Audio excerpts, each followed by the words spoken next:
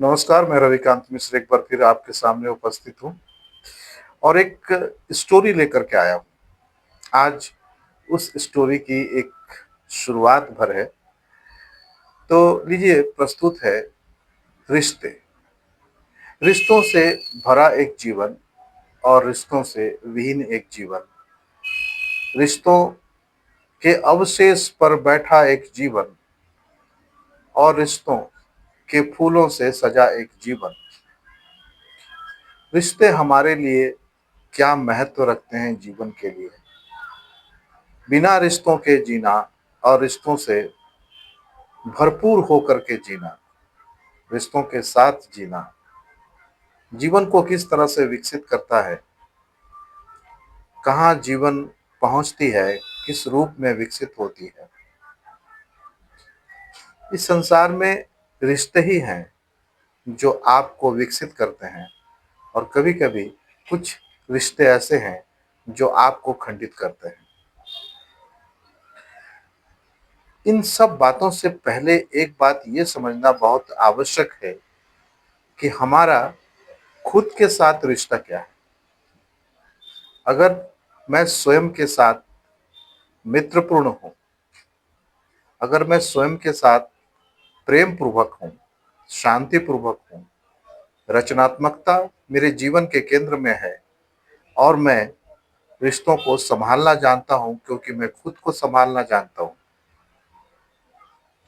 तो जो रिश्ते टॉक्सिक होंगे वो आपको कोई नुकसान नहीं पहुंचा पाएंगे, क्योंकि आप रचनात्मकता को ध्यान में रखेंगे, आप अपने को संभालना जानते होंगे, आप अपने को ऐसी स्थितियों से बाहर निकालना जानते होंगे, तो आपको रिश्ते बनाने में कोई डर नहीं लगेगा और रिश्तों को पहचानने में भी देर नहीं लगेगी। कुछ ऐसे मित्र हैं जिन्होंने कोई रिश्ता नहीं बनाया, क्योंकि जब भी वो कोई रिश्ता बनाए वो रिश्ता उनको दर्द देकर चला गया, उनको एक एक तकलीफ दे दी, उनका विश्वास टूट गया और फिर वो कोई रिश्ता नहीं बना पाया। टिकटों का संग्रह एक ऐसा ऐसी ही कहानी है। कारेल चापेक की कहानी है, चेकोस्लोवाकिया की कहानी है। उस कहानी में एक आदमी दोस्ती करता है बचपन में और उसके बाद उसका वो दोस्त उसे धोखा नहीं देता है, पर उसे लगता है कि उसने धोखा दे दिया और उसका वो रिश्ता वहीं टूट जाता है और इस टूटने के कारण वो फिर विश्वास नहीं कर पाता है अपने किसी भी रिश्ते पर। मित्रों, रिश्ते टूटेंगे और रिश्ते दर्द भी देंगे। रिश्तों से आपको तकलीफ होगी, तो इसका अर्थ ये ना निकाल लें कि आप कोई रिश्ता ना बनाएं। हर रिश्ता कुछ ना कुछ सिखा करके जाता है, कुछ ना कुछ परिष्कृत करके जाता है, कुछ ना कुछ जोड़ करके जाता है, कुछ ना कुछ बता करके जाता है खुद के बारे में, रिश्तों के बारे में। ये पूरी कहानी जो है रिश्तों को लेकर के है और ये कहानी जीवन की कहानी है। मैं अब इसे साझा करने जा रहा हूँ। जो जीवन मेरा रहा रंगमंच का और मुंबई में अभिनय का, लेखन का, उसमें बहुत से ऐसे मित्र मिले जो अद्भुत हैं। मैं उन अद्भुत मित्रों की बात करूंगा। उसमें से कुछ पैरानॉर्मल कहानियां भी हैं, कुछ कहानियां आपको एक अदृश्य लोक में ले जाएंगी।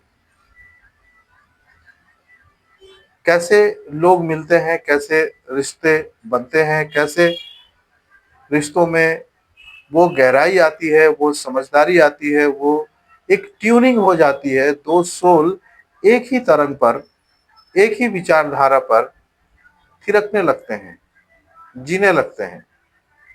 वो रात में उठ जाना और अपने दोस्त से कहना यार मुझे कॉफी पीने की इच्छा हो रही है। दोस्त गहरी नींद में है, वो पहले कहता हूँ, अरे यार इतनी रात 2 बज गए, कॉफी कहाँ मिलेगी, चल ना खोजते हैं, कहीं ना कहीं मिल जाएगी। दोस्त उठना नहीं चाहता है क्योंकि वो गहरी नींद में है, फिर भी वो उठता है क्योंकि दोस्त की इच्छा है, उसे कॉफी पीना है। वो कपड़े पहनता है, बाइक निकालता है और दो दोस्त रात के 2 बजे कॉफी पीने के लिए सड़क पर निकल पड़ते हैं। इस तरह की कई बातें हैं। कभी टहलने के लिए शाम को गए दो दोस्त, एक चौराहे पर दो दोस्त चाय पी रहे हैं, 7-8 बज गए होंगे और तभी उसका एक और दोस्त वहां पहुंच गया जो दोनों का ही दोस्त है, और फिर बातचीत शुरू हुई तो सुबह के 4 बज गए। ऐसी ही बातें हैं, ऐसी कई घटनाएं हैं, ऐसी कई बातें हैं जो मन को एक अदृश्य लोक में ले जाता है और रिश्तों को गहराई से अनुभव करने के लिए, गहराई से जीने के लिए एक अवसर दिया है। मैं भाग्यशाली हूँ, ईश्वर की बहुत कृपा है कि मेरे जीवन में अच्छे मित्रों की संख्या ही है, और जो अच्छे नहीं हो पाए वो छूट गए। मैं उनको भी याद करता हूँ, वो एक टीचर के रूप में आए और कुछ सिखा कर चले गए। मैं उनके प्रति भी आभार प्रकट करता हूँ। एक है मुंबई में, उम्र में करीब 20 साल बड़े हैं, उनसे एक रिश्ता है। वो रंगों से खेलते हैं, लकीरों से खेलते हैं, शब्दों से खेलते हैं और अपने अपने हिसाब से जीते हैं। ऐसे लोग बहुत अद्भुत हैं। वो जो जीते हैं वो अपने आप में एक मैसेज है। मैं बहुत जल्द इस पर विस्तार से एक एक एपिसोड करने जा रहा हूँ। आप बने रहिए, साथ दीजिए और कमेंट करके मुझे बताइए। मैं कुछ सार्थक सकारात्मक ऊर्जा का प्रचार प्रसार इस कहानी के माध्यम से, इस जीवंत कहानी के माध्यम से मैं कर रहा हूँ। ये कहानियाँ किसी लेखक की कहानी नहीं है, ये जिंदगी से निकली हुई वो कहानियां हैं जिसे अभी तक लिखा नहीं गया। आशा है आप मेरे इस प्रयास को सराहेंगे और स्वीकार करेंगे। मैं आपके प्रति अभी से आभारी हूँ। बहुत बहुत धन्यवाद, बहुत बहुत आभार। मिलता हूँ नेक्स्ट वीडियो में, नेक्स्ट एपिसोड के साथ। Thank you, see you very soon.